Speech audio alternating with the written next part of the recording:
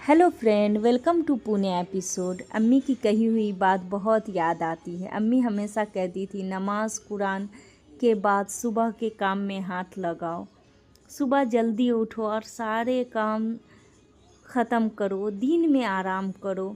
लेकिन उस वक्त लगता था कि नहीं, नींद सबसे प्यारी है, काम तो होता रहेगा। अब उम्र बीत गया, बच्चे बड़े हो गए तो अम्मी की बात बहुत याद आती है। जब देर से उठती हूँ, पूरा काम दिन भर फैला रहता है, भाग भाग के काम को ख़त्म करना पड़ता है।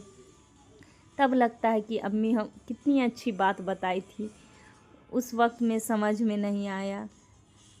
अब बहुत समझ में आता है कि हाँ, माँ कितनी सही और अच्छी बात अपने बच्चों को बताती है।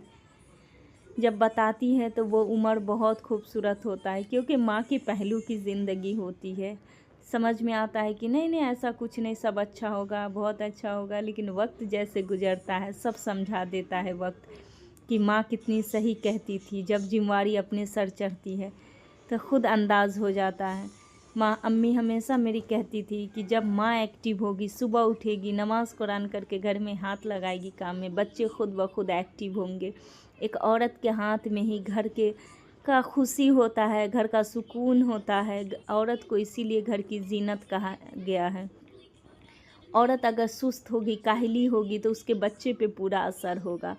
उसकी औरत के हाथ में है कि अपना घर कैसे खूबसूरत और बेहतरीन बनाए। औरत को हमेशा एक्टिव होना चाहिए, क्योंकि आपको पूरा घर आपके ऊपर होता है। अब समझ में आता। अम्मी हमेशा कहती थी बच्चों को भी सच बोलना सिखाओ, खुद भी सच बोलो और झूठे लोग से दूर रहो।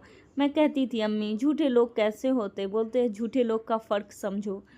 दो चेहरे वाले, जो दो चेहरे वाले बहुत मोहब्बत से आएंगे तुम्हारे पास, तुम्हारी बात करके दुनिया में हंसी और मजाक का ठहाठहा लगाएंगे। ऐसे लोग से बचो, लोगों को पहचानना सीखो। अब अम्मी की बात बहुत सही लगती और पहचानना भी